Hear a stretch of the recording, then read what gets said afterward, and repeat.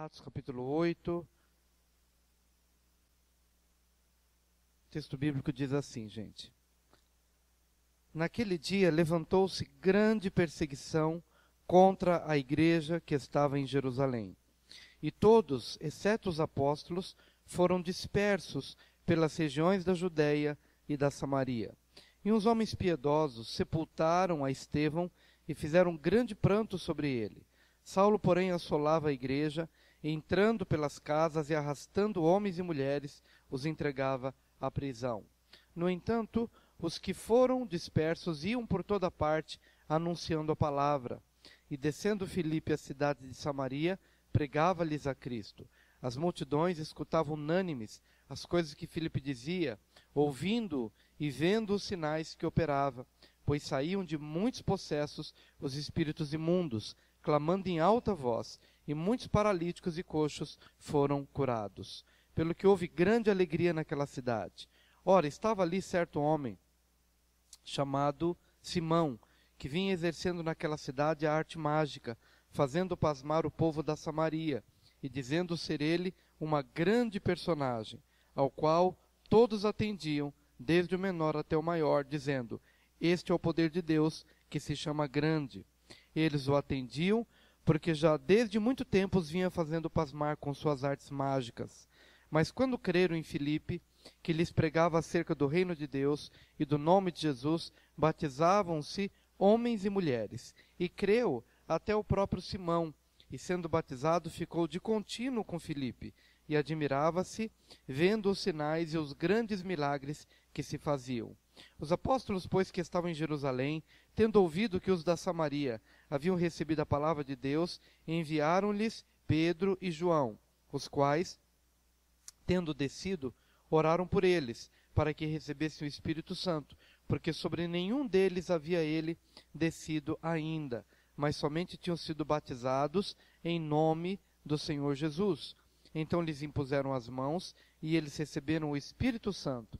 Quando Simão viu que pela imposição das mãos dos apóstolos se dava o Espírito Santo, ofereceu-lhes dinheiro, dizendo: dai-me também a mim esse poder, para que aquele sobre quem eu impuser, vá tua prata contigo à perdição, pois cuidaste adquirir com dinheiro o dom de Deus.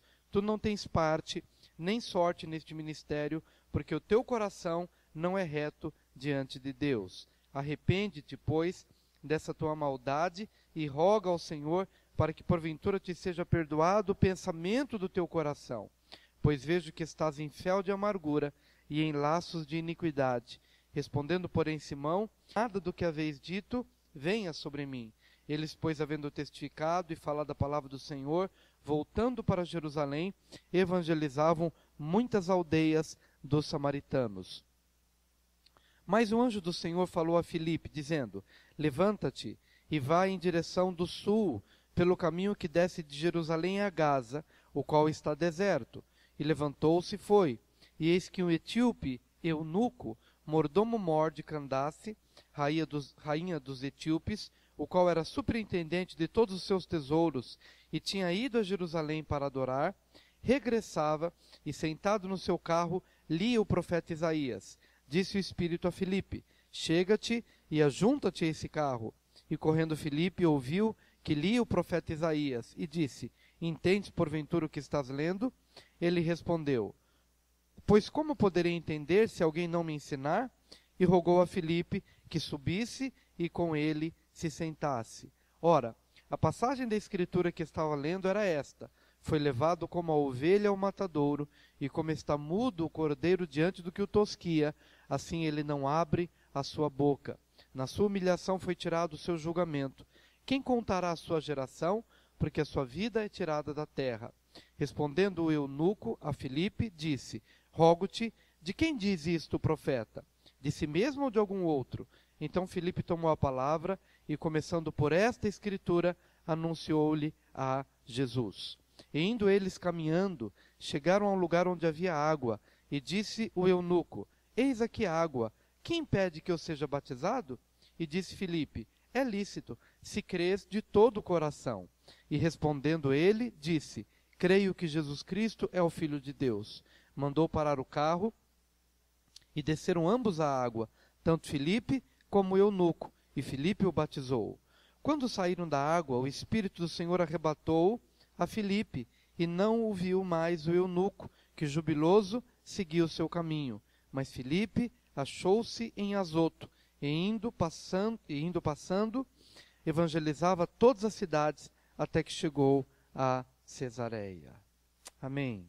O capítulo 8 é rico de detalhes.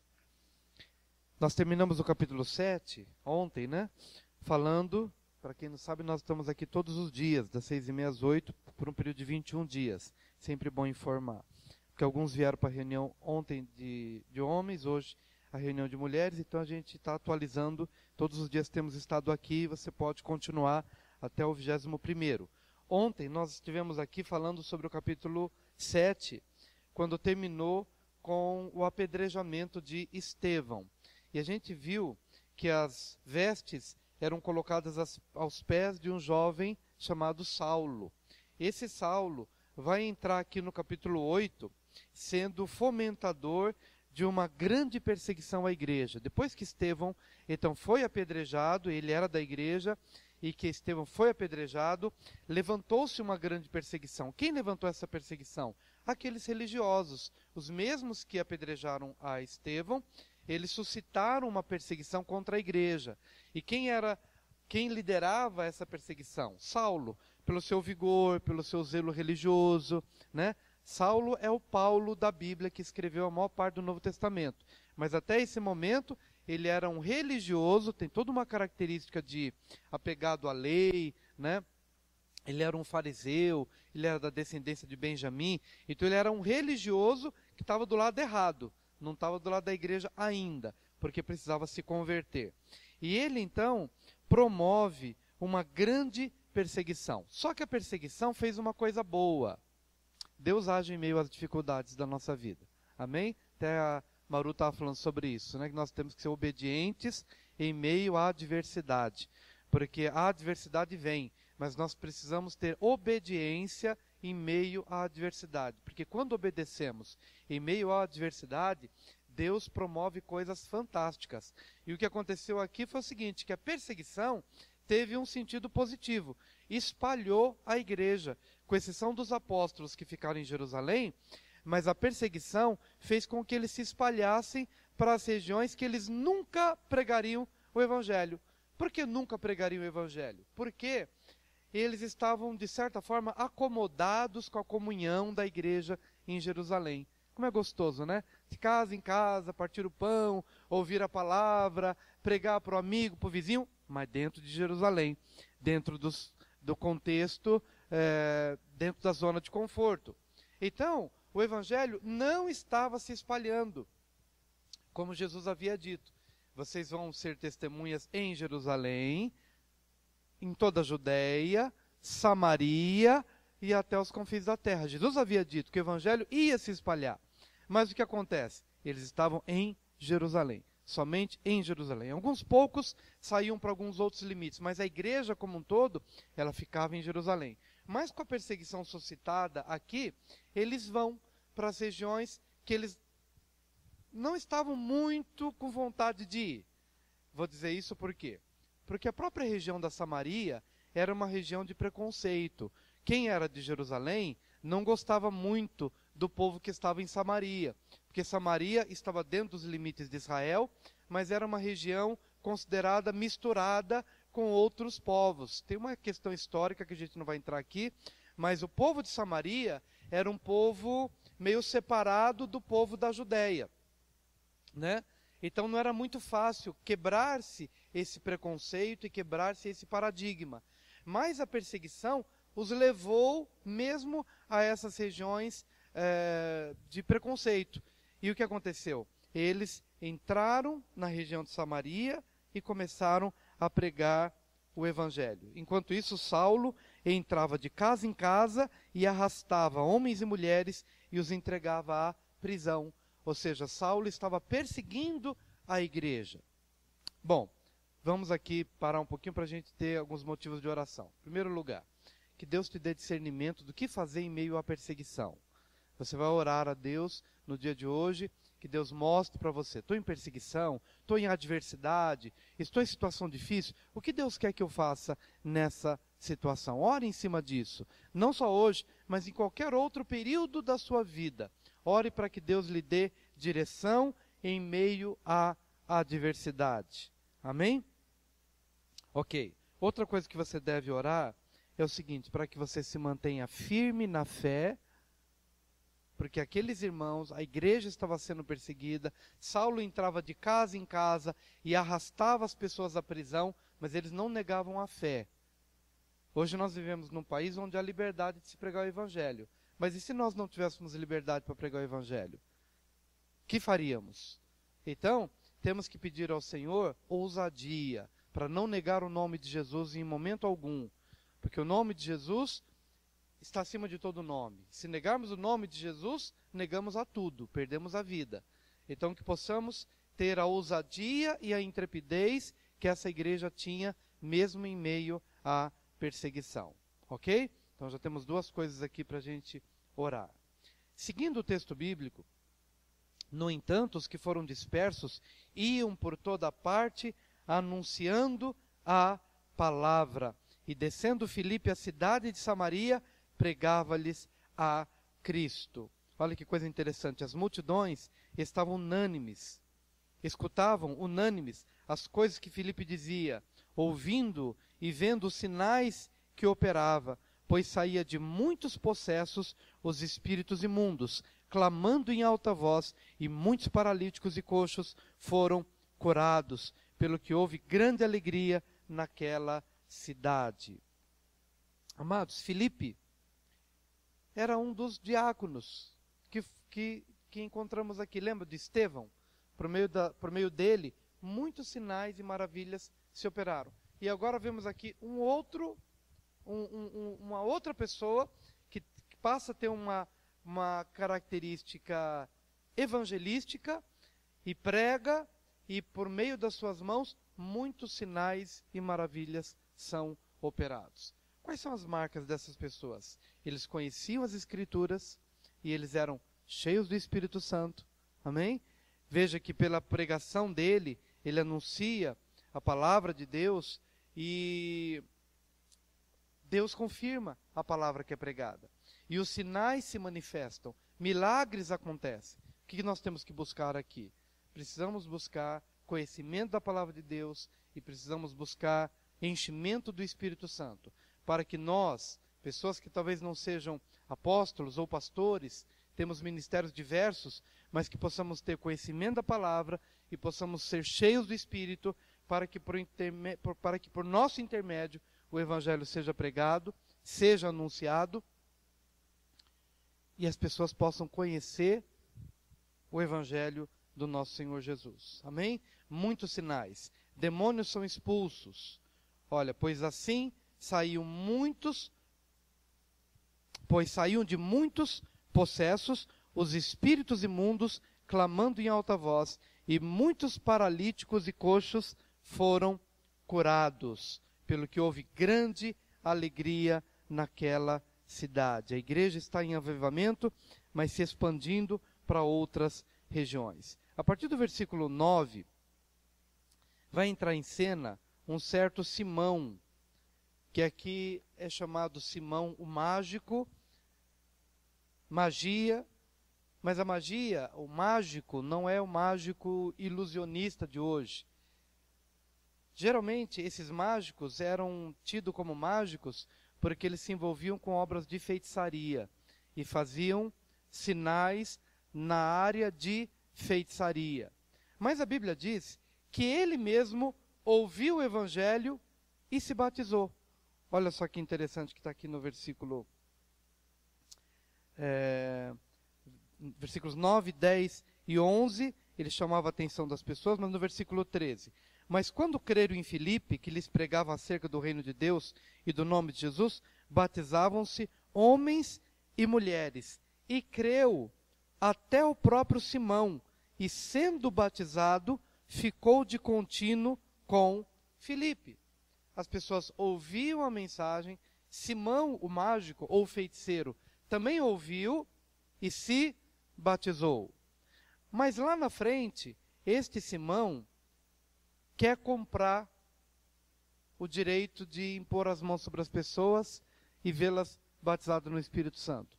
Pedro repreende essa pessoa e diz: vejo que você está em fel de amargura, vejo que você está em pecado. Mas ele não tinha sido batizado? Sim, é apenas um entendimento do que a gente precisa ter da primeira igreja. Quem está no coração de cada um é só Deus. Amém? É possível alguém ser batizado sem, de fato, ou ter tido uma experiência genuína com Jesus, ou ele teve uma experiência com Jesus, mas ainda vive na dimensão da carnalidade, ainda vive na dimensão da falta de entendimento em algumas áreas. Amém? Não quero dizer que Simão aqui estava ele estava ou numa condição ou noutra. Ou ele havia nascido de novo e tinha sido batizado, ou ele não tinha sido nascido de novo, mas estava num momento emocional e por isso foi batizado. Então, é possível que na igreja nós tenhamos pessoas que não tenham tido ainda ou o novo nascimento, ou ainda o entendimento necessário para que ele possa crescer nas várias áreas do reino de Deus. Por isso que, embora a igreja pregava e as pessoas já eram batizadas, nós não queremos dizer que somos melhores do que a igreja primitiva, mas queremos dizer que, pelo risco que se tem de alguém ainda não ter verificado no seu coração se de fato houve essa experiência, o que a igreja hoje em dia tem feito? Tem procurado demorar um pouquinho mais, expor o ensino para a pessoa em algumas semanas ou em alguns meses, para que a pessoa possa fazer uma verificação pessoal se de fato ela está com o Senhor ou não. Você veja que as pessoas de imediato ouviam a palavra e eram batizadas. O próprio eunuco, que era lá da região da Etiópia, durante a viagem, durante a caminhada, quando está caminhando ali com Filipe, ele ouve a palavra, tem um laguinho ali e logo ele é batizado. Claro que tinha que ser batizado, porque não dava tempo dele fazer um curso de batismo, né? Não dava tempo dele mergulhar um pouco mais, porque ele estava a caminho. Amém? Temos que entender os contextos. Mas eu só quero dizer aqui o seguinte, que é possível alguém não estar ainda totalmente em condições para abraçar o Evangelho da forma como o Evangelho deve ser abraçado. Se exatamente, não era um qualquer, exatamente, bem lembrado. Ele era realmente um adorador, vinha de uma outra região e veio para Jerusalém adorar. Então ele já tinha um fundamento de fé em sua vida. Por isso que é importante a gente, de fato, ter esse cuidado. O Simão ouviu, creu, foi batizado, mas depois percebeu-se que ele ainda estava em fel de amargura, porque queria comprar o direito de impor as mãos sobre as pessoas. Bom, apenas uma experiência aqui para a gente também orar. Como devemos orar? Para que todas as pessoas da igreja, não só da igreja de Ribeirão, mas da igreja de Cristo, mesmo que já tenham sido batizadas, mas que elas tenham a oportunidade de terem uma imersão no Evangelho, uma imersão na palavra, e de tal maneira que elas possam, se não tiveram ainda uma conversão genuína, possam ter em algum momento da sua trajetória, em algum momento da sua vida. Nós temos que orar assim, porque nós temos filhos, por exemplo.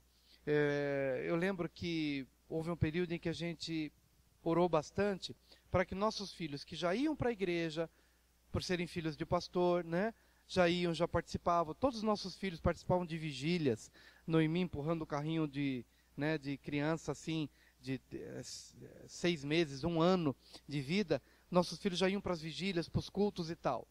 Mas nós nunca ficamos tranquilos com o fato de eles irem para a igreja por serem filhos de pastor.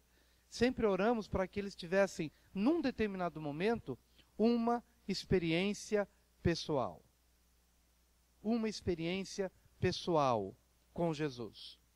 E o interessante foi que cada um deles num determinado dia, num determinado momento, ou num acampamento, ou num culto, ou numa célula, ou em algum lugar, tiveram um dia em que houve um entendimento, houve uma conversão genuína.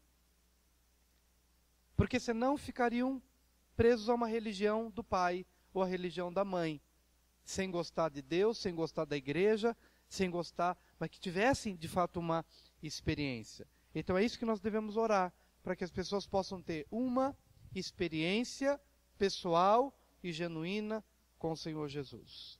Amém? Ok. No versículo 14, é algo interessante para a gente orar também. Os apóstolos, pois que estavam em Jerusalém, tendo ouvido que os da Samaria haviam recebido a palavra de Deus, enviaram-lhes Pedro e João, os quais, tendo descido, oraram por eles para que recebessem o Espírito Santo, porque sobre nenhum deles havia ele descido ainda, mas somente tinham sido batizados em nome do Senhor Jesus. Então lhes impuseram as mãos e eles receberam o Espírito Santo. Deixa eu fazer aqui uma distinção. Uma coisa é o novo nascimento, outra coisa é o batismo nas águas, e outra coisa é o batismo no Espírito Santo. São três experiências distintas. Ok? Você percebe que a igreja de Samaria, que o povo de Samaria, havia recebido a palavra de Deus. Ao receber a palavra de Deus, eles nascem de novo, lá dentro, no coração, são novas criaturas.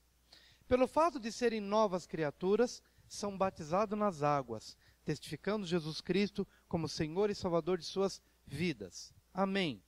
Só que as pessoas podem parar por aí.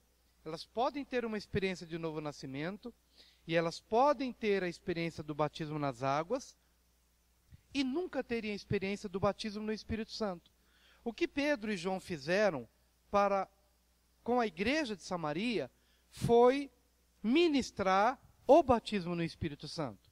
Eles tinham nascido de novo e sido batizados nas águas, mas o batismo no Espírito Santo, o mergulho no Espírito Santo, precisava acontecer. Amém, queridos? Veja, o que acontece quando a gente nasce de novo? O Espírito Santo nos leva a Jesus. Suponhamos que você esteja aqui, só para simplificar. Você está aqui ouvindo a palavra, e a palavra de Deus está queimando no seu coração. Você ainda não se tornou um cristão, você não nasceu de novo ainda, mas está vindo e a palavra está falando com você. E você está sendo constrangido a se aproximar de Jesus. Quem é que está promovendo esse constrangimento dentro de você? Quem é que está iluminando a sua mente para compreender a palavra? O Espírito Santo te levando a Jesus. O Espírito Santo te levando a Jesus. Ok? E por meio disso, você nasce de novo. É o Espírito Santo quem promove esse encontro entre você e o Senhor Jesus. Tá bom? Então, quando você se converte confessando Jesus, qual é o outro passo? Você é batizado nas águas, confirmando Jesus Cristo como Senhor e Salvador de sua vida. Amém. Só que agora, no batismo no Espírito Santo, na conversão, o Espírito nos leva a Jesus. Mas no batismo no Espírito Santo, eu já conheço Jesus, e Jesus mora na minha vida, eu já o confessei, agora Ele me leva ao Espírito Santo. O Espírito Santo me leva a Jesus para o novo nascimento. Mas para o batismo no Espírito Santo, Jesus é quem me batiza. Jesus é quem faz essa imersão da minha vida no Espírito. Para quê? Para que eu viva uma vida no poder de Deus. É isso que aconteceu na igreja de Samaria. Pedro e João impuseram as mãos sobre as pessoas, porque sobre nenhum deles havia descido o Espírito Santo, e então, através da imposição de mãos, eles foram batizados no Espírito Santo. Amém? Esse batismo no Espírito foi semelhante àquilo que aconteceu em Atos 2, que a gente já falou aqui, quando desceu o Espírito Santo sobre a igreja de Jerusalém, pousou uma língua sobre cada um deles, e eles começaram a falar em outras línguas. Foi por isso que Simão percebeu que pela imposição de mãos se dava o Espírito Santo, porque alguma evidência externa aconteceu. Como em Atos 2, houve a evidência das línguas, aqui muito provavelmente aconteceu também a evidência das línguas, porque senão Simão não teria percebido que pela imposição de mãos se dá o Espírito Santo. Houve alguma evidência, e por meio dessa evidência ele ficou admirado, Simão, e quis oferecer dinheiro para que tivesse também a autoridade de impor as mãos sobre as pessoas e conceder o Espírito Santo. Bom, como motivo de oração, nós vamos orar para que, se você não foi ainda batizado no Espírito Santo, entre hoje e sábado, porque sábado é o dia em que o Espírito Santo desce sobre a igreja de Cornélio, está chegando, né? O Espírito Santo desceu sobre a igreja de Samaria. Em Atos 2 o Espírito desce sobre a igreja de Jerusalém, mas é em Atos 10 que o Espírito Santo desce sobre a casa de Cornélio, sobre os gentios, né? Os que não são judeus, e o evangelho vai passando, e o testemunho do Espírito Santo vai se manifestando para além dos limites de Jerusalém. Amém, queridos? Então, como pedido de oração, como alvo de oração, ser batizado no Espírito, ser cheio do Espírito Santo de Deus. Amém? Pedro repreende Simão por ter oferecido dinheiro, conforme o texto bíblico que está aqui em 18 até o versículo 23, não precisamos mais falar, porque já comentamos, e Pedro exorta ou admoesta Simão a se arrepender por essa atitude de oferecer dinheiro a fim de ministrar o Espírito Santo de Deus. Eu queria apenas trazer aqui o último pedido de oração, que está na última passagem de 26 a 40. Filipe, depois daquele avivamento em Samaria, é conduzido àquela região de Gaza, a uma rua deserta, e lá ele encontra um eunuco etíope lendo Isaías 53. O Espírito de Deus se move em Filipe, dizendo: ajunta-te a esta carruagem. E quando Filipe se aproxima, percebe que o eunuco está lendo Isaías 53. Filipe pergunta: você está entendendo o que você está lendo? Ele disse: como, se não tem ninguém que me explique? E então, partindo daquela escritura, Filipe anunciou a Jesus. Isaías 53 fala de Jesus. E partindo de Isaías 53, Filipe, que conhecia as escrituras do Antigo Testamento, mostrou os pontos, todos os pontos em que se encontrava a profecia acerca de Jesus. E então o entendimento do eunuco se abriu acerca de Jesus, compreendeu que Jesus era o Senhor, que era o Messias, o Senhor, e então, na primeira oportunidade, certamente Filipe havia falado sobre o batismo nas águas, por isso nós devemos sempre, ao pregar o Evangelho, anunciar a oportunidade de ser batizado nas águas. Filipe anunciou o batismo nas águas e anunciou a Jesus, e quando então Filipe, o eunuco, ouviu a mensagem e compreendeu, ele logo decidiu ser batizado nas águas.